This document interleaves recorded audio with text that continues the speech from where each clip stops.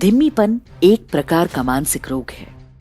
ऐसी बीमारी जिसका संक्रमण केवल व्यक्तियों को नहीं बल्कि पूरे के पूरे समाज को हो सकता है। इस बीमारी से ग्रसित व्यक्ति अपने ही शत्रु की सहायता से अपनी मृत्यु के षड्यंत्र रचता है। केवल हिंदू ही धिम्मी नहीं होते, ये उपाधि दी ही गई थी यहूदियों और ईसाइयों को। उनका संकट कई मामलों में हमसे भी बड़ा और गंभीर है। पश्चिमी दुनिया में लोग तेजी से ईसाइयत छोड़ रहे हैं, पर उतनी ही तेजी से धिम्मी रिलीजन को पकड़ रहे हैं। 7 जुलाई वर्ष 2005 के दिन लंदन में 4 बम धमाके हुए थे। 56 लोग मारे गए थे। सामान्य लोगों की प्रतिक्रिया गुस्से और प्रतिरोध की थी, पर बहुत ही फुर्ती से वहां की लिबरल ब्रिगेड इस्लाम के बचाव में सामने आ गई।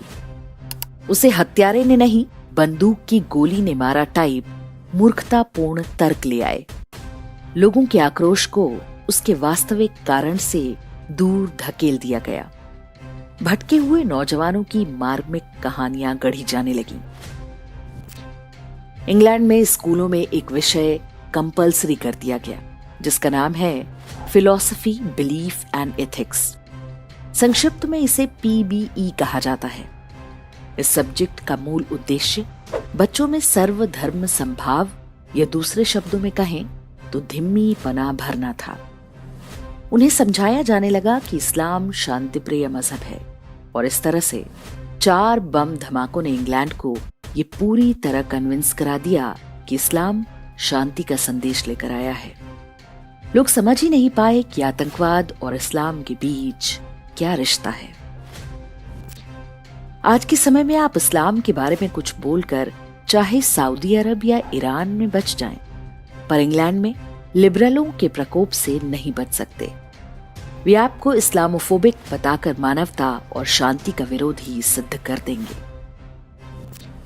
भारत में हम जब भी हिंदुओं को कोई सबक देना चाहते हैं, उन्हें यहूदियों और इजराइल का उदाहरण देते हैं। देखो उन्होंने कैसे अपने मजहब और मातृभूमि की रक्षा की। लेकिन इजराइल के बाहर रहने वाले यहूदी अक्सर घनघोर धिम्मी होते हैं।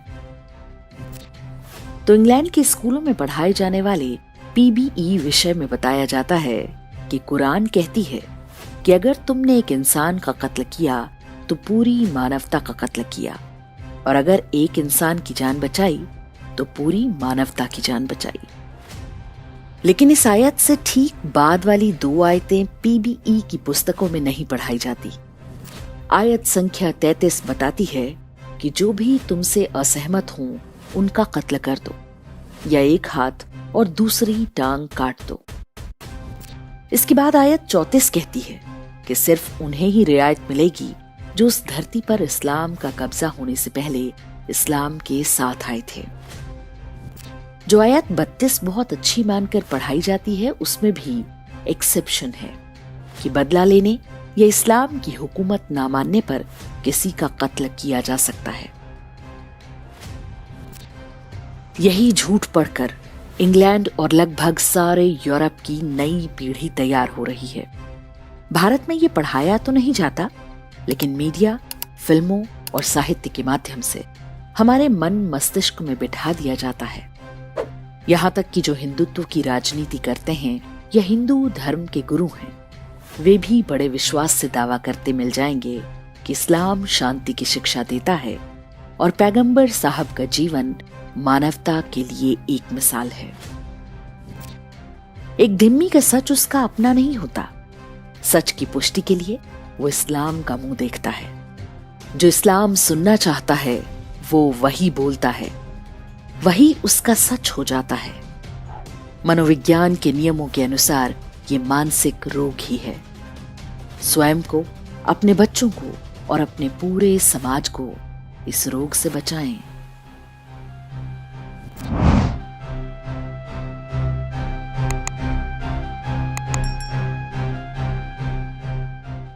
इंडेक्स ऑनलाइन के वीडियो समाज को समर्पित हैं।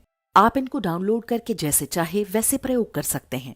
चाहे तो आप हमारे टेलीग्राम चैनल से जुड़ सकते हैं। वहां सारे नए पुराने वीडियो आपको मिल जाएंगे। हमारे सोशल मीडिया लिंक हर वीडियो के डिस्क्रिप्शन में होते हैं।